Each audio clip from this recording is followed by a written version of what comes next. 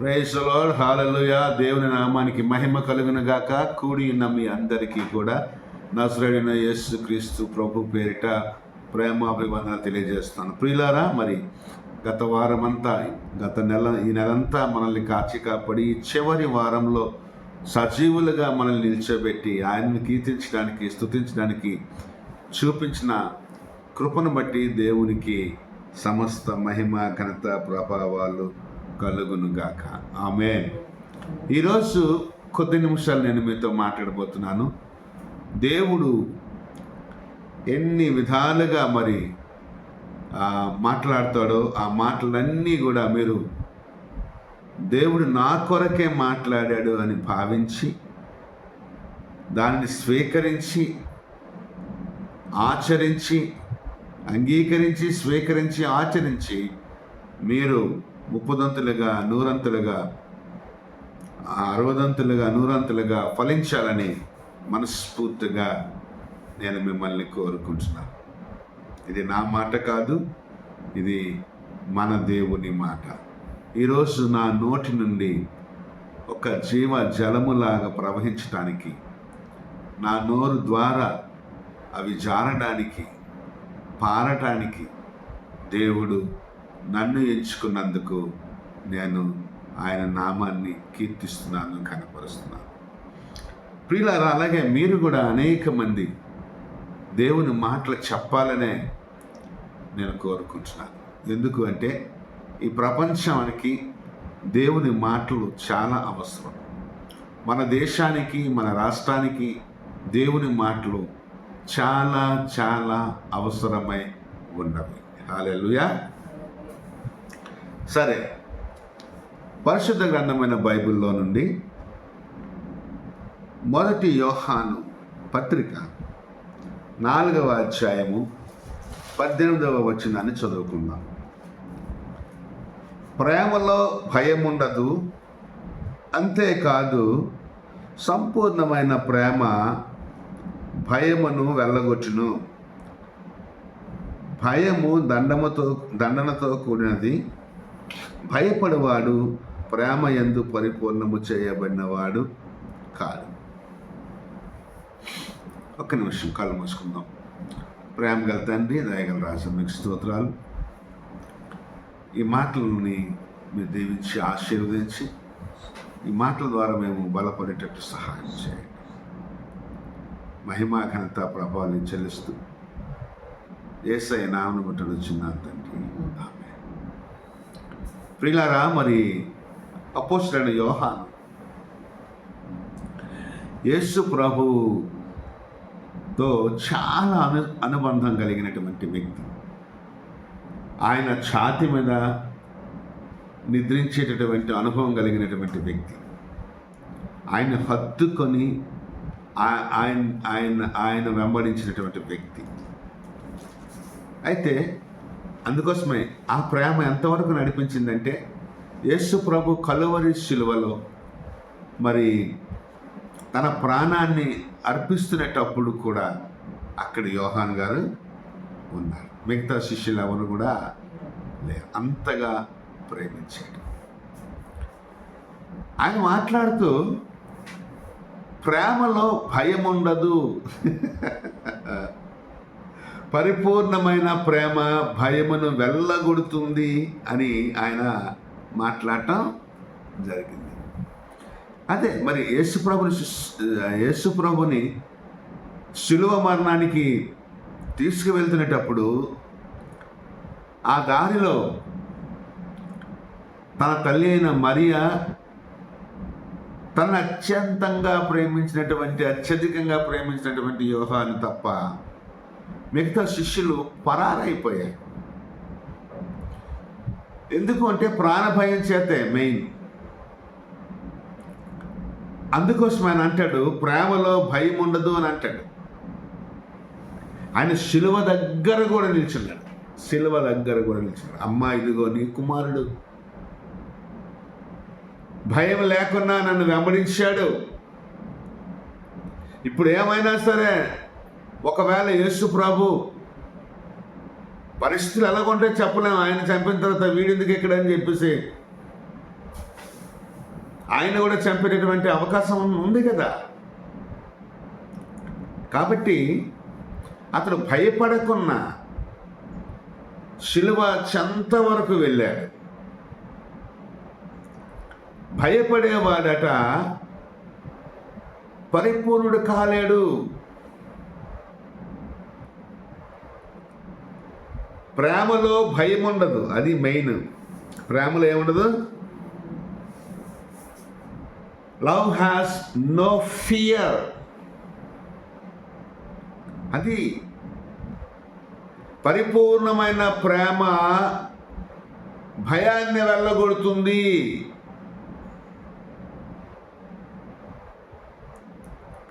పరిపూర్ణమైన ప్రేమ భయాన్ని వెళ్ళగొడుతుంది.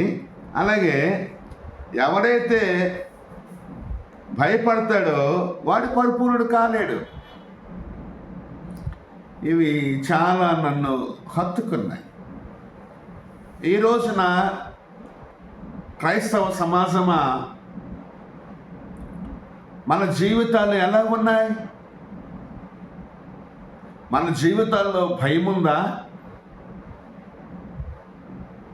అయితే దేవుడి ప్రేమ నీలో ఉన్నట్టా లేనట్టా? దేవుని యొక్క పరిపూర్ణత నీలో ఉన్నట్టా లేనట్టా?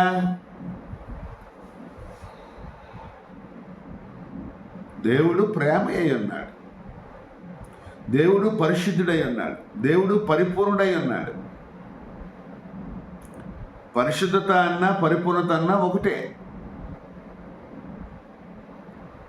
అయితే దేవుని ప్రేమ నీలో ఉండేటప్పుడు దేవుని పరిశుద్ధత, దేవుని పరిపూర్ణత నీలో ఉంటుంది. ఎప్పుడైతే నీలోకి భయం వచ్చిందో అప్పుడు నీలో అసంపూర్ణత మొదలవుతుంది. నువ్వు అసంపూర్ణుడు అవుతావు. పరిశుద్ధత లోపిస్తుంది, పరిపూర్ణత లోపిస్తుంది. అలా జీవించకూడదు. నిజమైన ప్రేమలో భయమే ఉండదు. అది చాలా చక్కగా మాట్లాడుతున్నాడు. ప్రేమలో భయం ఉండదు. ఉదాహరణకి నేను ఒక చక్కని ఉదాహరణ చెప్తాను. మొదటి సమూయేలు గ్రంథం 17వ అధ్యాయంలోకి వెళ్తే అక్కడ ఇశ్రాయేలీలకి ఫిలిష్తీయులకి యుద్ధం జరుగుతుంది. అప్పుడు దావీదు గారు అక్కడికి వెళ్తారు. యుద్ధం అనేది సిద్ధంగా ఉంది, కానీ ఇశ్రాయేలు ప్రజలు ముందుకు అడుగు వేయలేకపోతున్నారు. ముందుకు అడుగు వేయలేకపోతుంటే యుద్ధం ఎలా జరుగుతుందో అనే ఆశతో చూడటానికి దావీదు వెళ్తాడు. దావీదు అన్నదమ్ములు ఉన్నారు. దావీదు తల్లిదండ్రులు వాళ్ళకి కొంత పిండి వంటలు చేసి అన్నయ్యకి తీసుకెళ్ళివు అని చెప్పేసి పంపిస్తే అక్కడ దావీదుని వీళ్ళు, అరే నువ్వెందుకు వచ్చారా? గొర్రెలు కాసుకోకుండా పొలంలో వండుకున్నా ఆ మందరం వదిలేసావా? ఇక్కడికి ఎందుకు వచ్చావు? నువ్వు కాముగుండు, ఇక్కడేం మాట్లాడకు అని అక్కడ వాళ్ళ అన్నదమ్ములు అంటాం. ఈలోపు ఏమని యుద్ధం జరగట్లేదు అని అంటే వాళ్ళ దగ్గర వీళ్ళ దగ్గర నేను యుద్ధం చేస్తాను చిన్న చిన్న మాటలు వాళ్ళకి వినిపించి నువ్వు కాముగా ఉండు అని చెప్పేసి అన్నదమ్ములు బెదిరించడం జరిగింది. ఆఖరికి మాట ఏదో రాజుగారి దగ్గరికి సౌలు దగ్గరికి చేరింది. సౌలు ఎవరు యుద్ధం చేస్తామంటున్నాడు, రావయ్యా అతను తీసుకురాని అంటే దావీదు వెళ్తాడు. దావీదు అప్పటికి చాలా యవ్వన స్థితిలో ఉన్నటువంటి వ్యక్తి, బాలుడు అని చెప్పేసి అక్కడ నువ్వు బాలుడువు, నువ్వు యుద్ధం చేయలేవు అని చెప్పేసి సంబోధిస్తాడు సౌలు గారు. సౌలుతో దావీదు మాట్లాడుతున్న మాటల్లో ఒక మాట మొదటి సమూయేలు గ్రంథం 17వ అధ్యాయం 32వ వచనంలో ఏమనుంటుందంటే, ఈ ఫిలిష్తీయుని బట్టి ఎవరి మనస్సు కృంగ నిమిత్తము లేదు, మీ దాసుడినైన నేను వానితో పోట్లాడదునని దావీదుతో దావీదు సౌలుతో అనగా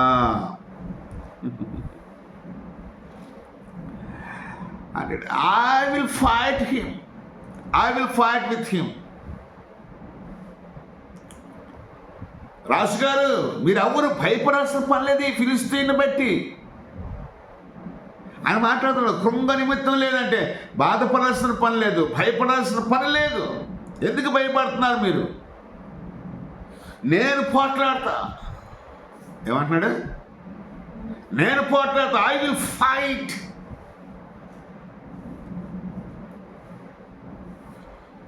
అనేసరికి ఆయన అంటాడు,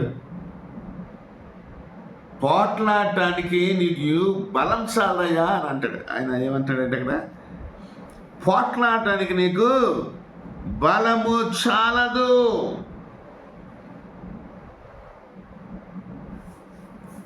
నీవు బాలుడవు. వాడు బాల్యం నుండి యుద్ధాభ్యాసము కలిగినటువంటి వాడు. అప్పుడు చెప్తాడు, ఏమండి రాజుగారు, ఒకరోజు నేను గొర్రెలు కాచుకుంటే ఎలుగుబంటి వచ్చిందండి. ఇంకొక రోజు సింహం వచ్చిందండి. ఈ రెండింటిని జయించేటటువంటి బలము, శక్తి, ఇంకా చెప్పాలంటే సింహం గడ్డం పట్టుకొని దాన్ని కొట్టి చంపి తిని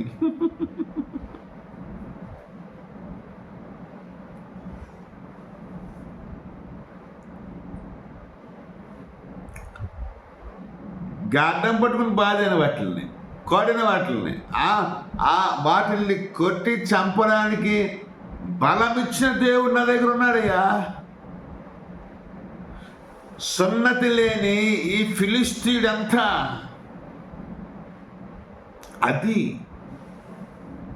అది కావాలి మనకి ఈరోజు. ఆ ధైర్యం కావాలి. ప్రేమలో భయం ఉండదు. అతడు దేవుణ్ణి ప్రేమించాడు, దేవుడికి ఆరాధికుడు, దేవుణ్ణి స్తుతిస్తున్నాడు, దేవుణ్ణి ఘనపరుస్తున్నాడు. ఆ పొలములోనే ఆయనకి ఏంటి స్తుతించడానికి ఆయనతో పాటు ఒక 20 మంది, 30 మంది, 50 మంది, 100 మంది, 1000 మంది, 1,00,000 మంది విశ్వాసులు లేరు ఆయనకి. He was only one man that worshipped in the fields alone.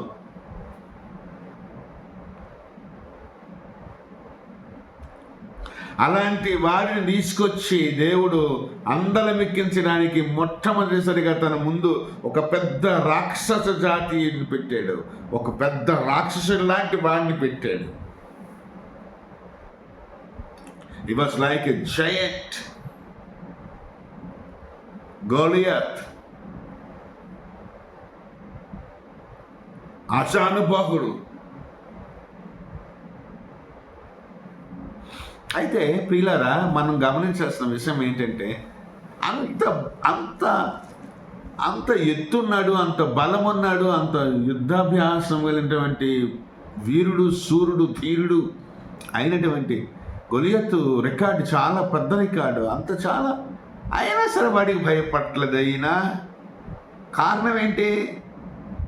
దైవిక బలము, దేవుని ప్రేమ, తన ప్రజల పట్ల ప్రేమ, ఇశ్రాయేలు పట్ల ప్రేమ, ఇశ్రాయేలు రాజ్యం పట్ల ప్రేమ, ఇశ్రాయేలు దేశం మీద ప్రేమ, ఇశ్రాయేలు దేవుడి మీద ప్రేమ. హల్లెలూయా.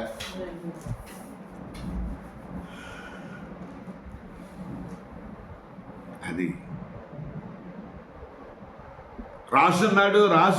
సౌలు ఉన్నాడు. సౌలు రాజ్యంలో యుద్ధ వీరులు ఉన్నారు, శూరులు ఉన్నారు. కథన రంగం కదిలించగలిగినటువంటి, రాజ్యాలను కంపించగలిగినటువంటి సామర్థ్యం ఉన్నవాళ్ళు ఉన్నప్పటికీ కూడా ఆ గొలియాతుకు భయపడి ఎవడు ముందుకు అడుగు వేయలేదు.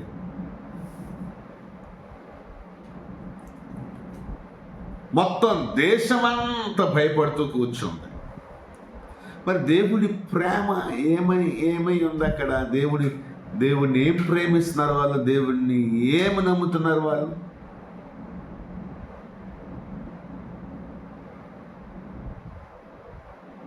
ఈరోజు చెప్తున్నా నేను, పిరికితనము గల ఆత్మ దేవుడు మనకి ఇయ్యలేదు, ఇంద్రియ నిగ్రహము కలిగిన ఆత్మ ఇచ్చాడు. అంటే self confidence, not selfishness, self confidence in God's power. అందుకోసమే మీరు తుదకు సహోదరులారా,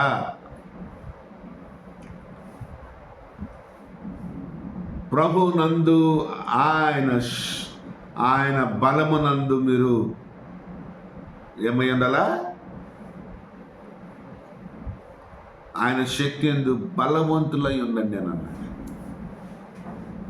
అపోస్తలుడు పౌలు.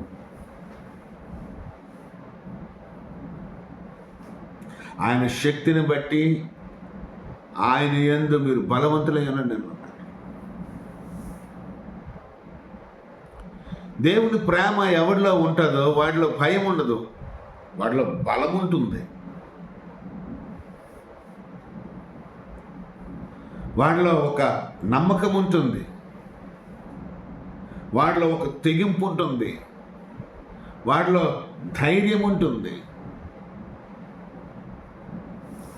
అందుకోసం వాడు చెప్తూ ఆ ఫిలిస్తీన్ మీదకి వెళ్ళాడు. ఈయన ఆ ఫిలిస్తీన్ మీదకి వెళ్ళి, నీవైతే సున్నత లేని వాడివి, నేనైతే ఈ రోజున నీ మీదకి నీ దగ్గర కత్తి ఉంది, బల్లెం ఉంది, ఈట ఉంది, శరస్త్రాణం ఉంది, యుద్ధ వస్త్రాలు ఉన్నాయి, అవేవి నాకు లేవు, కానీ నాకు కలిగిన దేవుని నామంలో నీ మీదకి ప్రభు పేట వస్తున్నాను, కాసుకో. గొల్యాతు యుద్ధం చేసి ఒకే ఒక దెబ్బకు అంత బలవంతుడైన గొల్యాతును ఓడించాడు దావీదు. దావీదు ఓడించడానికి గల కారణం ఏంటంటే, గొల్యాతుకు దావీదు భయపడలేదు, ఒకటి. రెండవది, దేవుని ఇశ్రాయేలు పట్ల, దేవుని ప్రజల పట్ల ప్రేమ, దేవుని రాజ్యమైన ఇశ్రాయేలు మీద ప్రేమ, ఇశ్రాయేల్ దేవుడైన యేసయ్య యెహోవా యావే మీద ప్రేమ. ఆయన దేవుడిని మిక్కిలిగా ప్రేమించాడు కాబట్టి అతనిలో భయం లేకుండా పోయి ఆ గొల్యాతుని చంపాడు. ఈ రోజున దేవుని ప్రేమ కలిగిన నీలో ఏమైనా భయం అనేది కలుగుతుందా? అయితే వెంటనే నువ్వు దాన్ని మార్చుకోవలసినటువంటి పని ఉంది. పరిపూర్ణమైన ప్రేమ, దేవుని ప్రేమ భయాన్ని వెళ్ళగొడుతుంది. భయాన్ని మన మన మన జీవితంలో ఉండనివ్వదు, భయాన్ని మన జీవితం నుంచి దూరం చేస్తుంది. Drives out love, drives out fear in our lifes. హల్లెలూయా. రెండవదిగా చూస్తే కనుక సామెతలు 10వ అధ్యాయము 12వ వచనంలో ఏమని రాసుంటుందంటే, పగ కలహమును రేపును, ప్రేమ దోషములన్నిటినీ కప్పు. ప్రేమ ఏం చేస్తుందట? దోషాల్ని కప్పుతుందట.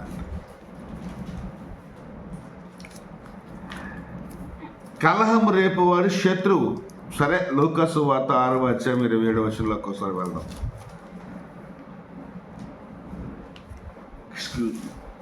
లూకాసు వార్త 6వ అధ్యాయము 27వ వచనం.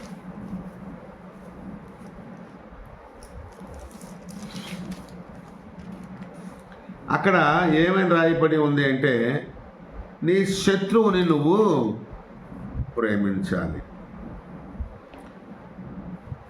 వినుచున్న మీతో నేను చెప్పున్నదేమనగా, మీ శత్రువులను ప్రేమించుడి,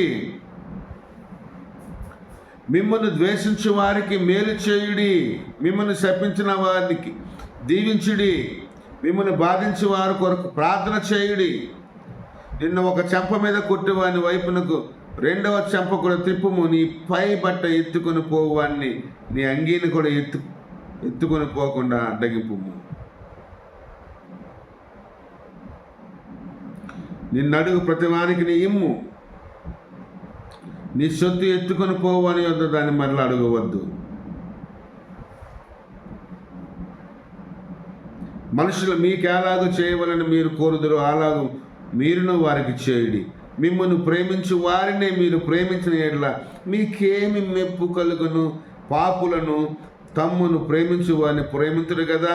మీకు మేలు చేయవారికి మేలు చేసిన ఎడల మీకేమి మెప్పు కలుగును? పాపులను అలాగే చేతురు కదా. మీరెవరి యొద్ద మరలా పుచ్చుకున్న వలన నిరీక్షింతురో వారికి అప్పిచ్చిన మీకేమి మెప్పు కలుగును? పాపులను తామిచ్చినంత మరలా పుచ్చుకున్న వలన పాపులకు అప్పు ఇచ్చేదరు కదా. మీరైతే ఎట్టి వారిని కూర్చొని నిరాశ చేసుకొనక మీ శత్రువులను ప్రేమించుడి, మేలు చేయుడి, అప్పు ఇయ్యుడి. అప్పుడు మీ ఫలము గొప్పదయ్యును, మీరు సర్వోన్నతుని కుమారులై ఉందురు. ఆయన కృతజ్ఞత లేని వారి ఏళ్లను దుష్టుల ఏళ్లను ఉపకారి అయి ఉన్నాడు.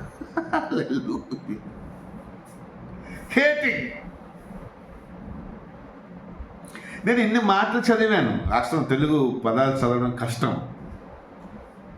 I'm much more comfortable in English. I would love to read English Bible, but Telugu is very good. Telugu మాటలు కూడా ఏమంటే ఇన్ని మాటలు దేవుడు మీరు ఎట్టి వారిని గూర్చి అయినను నిరాశ చేసుకొనక. హల్లెలూయా. Where is my pen? ఎట్టి వారైనా నిరాశ చేసుకోవద్దు. మీరైతే ఎట్టి వారిని గూర్చి అయినను నిరాశ చేసుకొనక మీ శత్రువులను ప్రేమించండి. శత్రువు అంటే చాలా మందికి అసహ్యం. ఒకరు పడకపోతే వాడిని అసహించుకున్నాం. కానీ అసహ్యం వల్ల మనం ఎన్ని ఆశీర్వాదాలు పోగొట్టుకుంటున్నామో మనకే తెలియదు.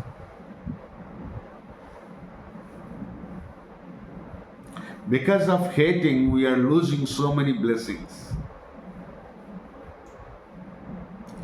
Why we should hate? మనం ఎవరిని హేట్ చేయదు. నిజమైన ప్రేమ కాదది. ఇక్కడ ఏమంటాడంటే, మిమ్మల్ని ప్రేమించే వారిని మీరు ప్రేమిస్తే మీకేం మెప్పు కలుగుతుంది, మీకేం దీవెన కలుగుతుంది, మీకేమి లాభం కలుగుతుంది. అక్కడ చెప్తున్నాడు కదా, మీరైతే ఎట్టి వారిని గూర్చి అయినను నిరాశ చేసుకోవద్దు. మీ శత్రువే కదా, మీరు మేలు చేస్తే వీడికి ఎంత మేలు చేసినా వీడు మన మాట వింటలేదు, ఎంత ఇది చేసినా మనం ఇచ్చేయట్లేదు అనేటటువంటి నిరాశ నువ్వు పడకూడదు. దానికి దేవుడు వలన నీకు మేలు కలుగుతుంది తప్ప కానీ వాడి వల్ల నీకు మేలు కలగదు. వాడు ఎప్పుడు నీ దగ్గర తింటాడు, నీ దగ్గర ఏలుతాడు, నీ దగ్గర తింటాడు, నిన్ను తిడతాడు, నీ దగ్గర తింటాడు, నీ దగ్గర పెంట పెడతాడు. He is enemy. నీ దగ్గర ఏది ఉంటే అది పట్టుకుపోతాడు. వాడి తనకు నైసం శత్రువు వాడు నీకు అపకారమే చేస్తాడు కానీ ఉపకారం చేయడు. కానీ నిజమైన ప్రేమ ఏంటంటే శత్రువును కూడా ప్రేమిస్తుంది. ప్రేమలో నిరాశ ఉండదు, ప్రేమలో నిస్పృహ ఉండదు, ప్రేమలో నిరుత్సాహం ఉండదు. మీరు ఎట్టి వారిని గూర్చి అయినను నిరాశ చెందొద్దు, నిరాశ చేసుకోవద్దు. ఇది నిష్ప్రయోజనమైపోయింది అనుకోవద్దు.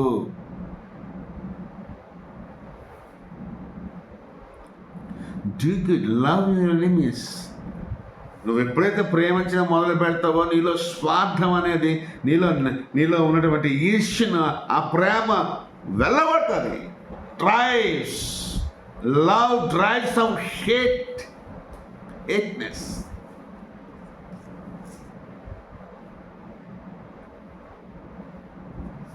హల్లెలూయా, హల్లెలూయా. ఎంత గొప్ప మాటలు ఇవి, అంత గొప్ప మాటలు. దేవుడు కృతజ్ఞత గలవారికి, కృతజ్ఞత లేని వారికి, దుష్టులకు ఉపకారి అయి ఉన్నాడు. వాడు చిన్న విషయంలో కూడా కృతజ్ఞత చెల్లించడు. దేవుడు చేసిన మేలు పట్టించుకోడు వాడు. దేవుడిచ్చిన ఆరోగ్యాన్ని పట్టించుకోడు వాడు. దేవుడు చెప్పే మాటను పట్టించుకోడు వాడు. దేవుని సన్నిధిని గౌరవించిన వాడు. దేవుడు దీవెనలు పొందుతూ ఉంటాడు కానీ లోకంలోనే బ్రతుకుతూ ఉంటాడు. అటువంటి వాడికి కూడా దేవుడు ఉపకారి అయి ఉన్నాడు. కాబట్టి నువ్వు శత్రువుని ప్రేమించాలే తప్ప దూషించకూడదు.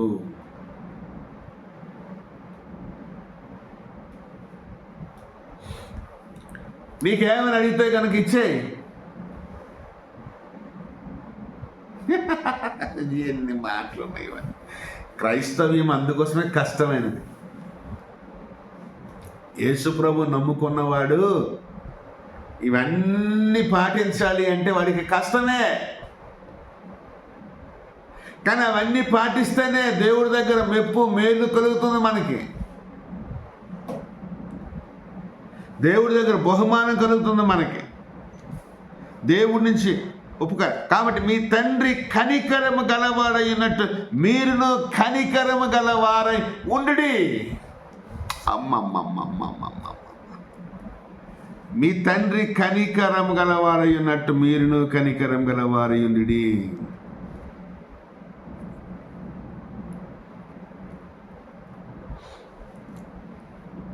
క్షమించుడి, అప్పుడు మీరు క్షమించబడతారు. ఇయ్యుడి, అప్పుడు మీకు ఇయ్యబడిన. అణచి కుదిలించి దిగజారినట్లు నిండు కొలతను మనుషులు మీ ఒడిలో కొలుతురు. మీరు ఏ కొలతతో కొలుతురో ఆ కొలతతోనే మీకు మరల కొలవబడునని చెప్పాను.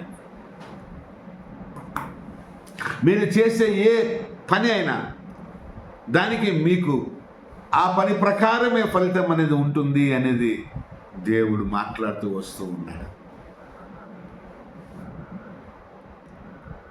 కాబట్టి love drives out our fear, love drives out our hate.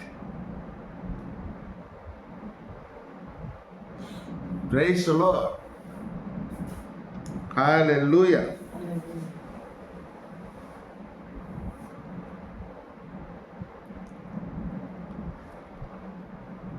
స్వార్థం అనేది, నిస్వార్థం అనేది, నిరాశ అనేది, నిస్పృహ అనేది,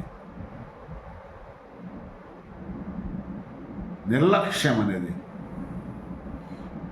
దేవుని ప్రేమ మాత్రమే వాటిని మన జీవితంలో పారద్రోలుతుంది. చివరగా ఈ లోకము గాఢాంధకారంతో నిండిపోయింది. యోహాను సువార్త 1వ అధ్యాయంలో మాట్లాడుతూ యేసుని వెలుగుగా వర్ణించుకొచ్చాడు యోహాను భక్తుడు. 3వ వచనం చదువుకుంటే, ఆయనలో 4వ వచనం, ఆయనలో జీవము ఉండెను, ఆ జీవము మనుష్యులకు వెలుగయ్యుండెను. వెలుగు కొరకు మాట్లాడుతూ, ఆ వెలుగు చీకటిలో ప్రకాశించినది కానీ చీకటి దాన్ని గ్రహింపకుండెను. దేవుని యొద్ద నుండి పంపబడిన ఒక మనుషుడు ఉండెను, అతని పేరు యోహాను. అతని మూలంగా అందరూ విశ్వసించిన ఆ వెలుగును గూర్చి సాక్ష్యం ఇచ్చుటకు సాక్షిగా వచ్చాడు. అతడు ఆ వెలుగు ఉండలేదు కానీ ఆ వెలుగును గూర్చి సాక్ష్యం ఇచ్చుటకు అతడు వచ్చాను. నిజమైన వెలుగు ఉండెను, అది లోకంలోనికి వచ్చుచు ప్రతి మనుష్యుని వెలిగించుచున్నది.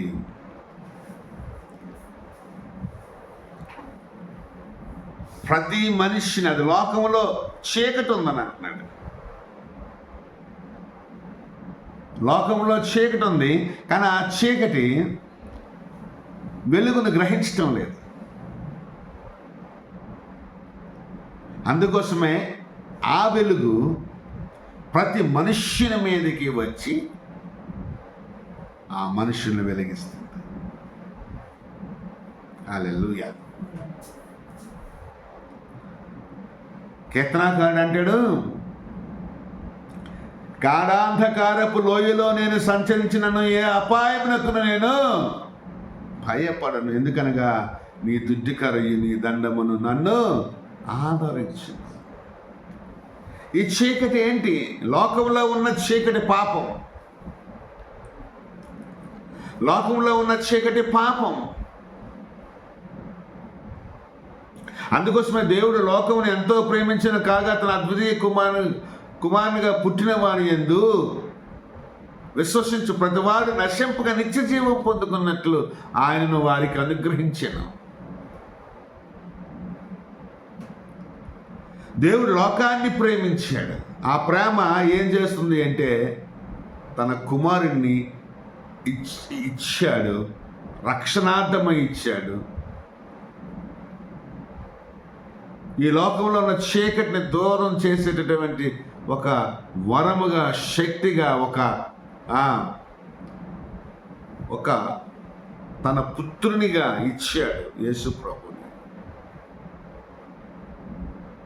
నానా, నువ్వు ఈ లోకానికి వెలుగు, సర్వలోకానికి వెలుగు, పరలోకానికి వెలుగు.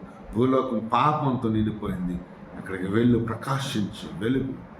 నీ పరిశుద్ధతను, నీ పరిపూర్ణతను చూపించు, నీ ప్రేమను కనపరచు. యేసే ప్రేమ. God is love, God is Jesus, Jesus is God. ఆ యేసు లోకానికి రాగానే ఆ యేసు నిజమైన వెలుగు, ఆ నిజమైన వెలుగు కొరకు సాక్ష్యం ఇచ్చేటటువంటి ఒక చిన్న వెలుగుగా ఉన్నటువంటి యోహాను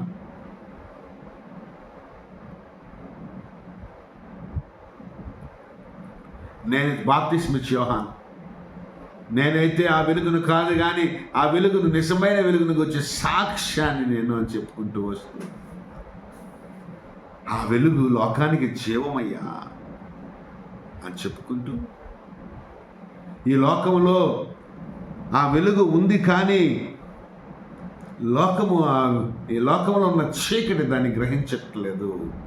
కాబట్టి ఆ వెలుగు ప్రతి మనుష్యుని మీదకి వచ్చి ఆ మనుష్యులను వెలిగిస్తుంది. ఆ మనుష్యుల్లో ఉన్న చీకటిని దూరపరుస్తుంది.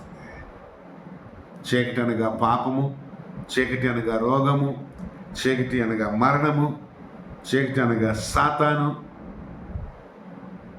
చీకటి అనగా శాపం.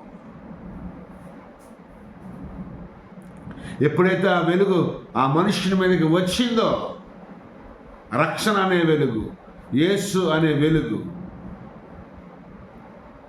ఆ ఇంట్లోకి వచ్చిందో, ఆ ఇంట్లో ఉన్న పాపాలు, శాపాలు, మరణాలు, రోగాలు, లోకపు ఆశలు అన్నీ కూడా మాయమైపోయి ఆ వ్యక్తికి, ఆ ఇంటికి సంపూర్ణమైన వెలుగు, జీవము కలిగి జీవిస్తారు. హల్లెలూయా, హల్లెలూయా. అందుకోసమే గాఢాంధకారపు లోయలో నేను సంచరించిన. గాఢాంధకారపు లోయ అంటే మరణం. అందులో నేను సంచరించినా సరే ఏ అపాయానికి నేను భయపడను.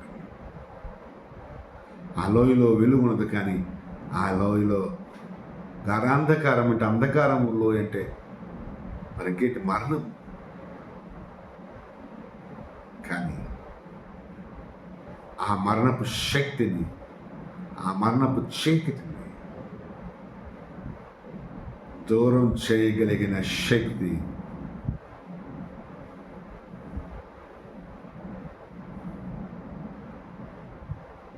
దేవుని ప్రేమలో ఉంది. అక్కడ కూడా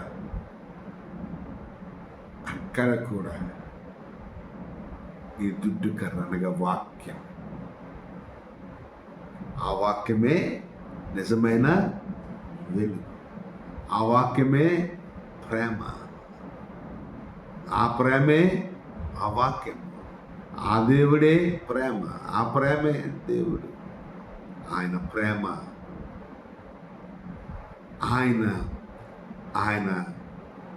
మాట, ఆయన వాక్యము, ఆయన వెలుగు అక్కడి నుండి దాన్ని దూరపరుస్తుంది.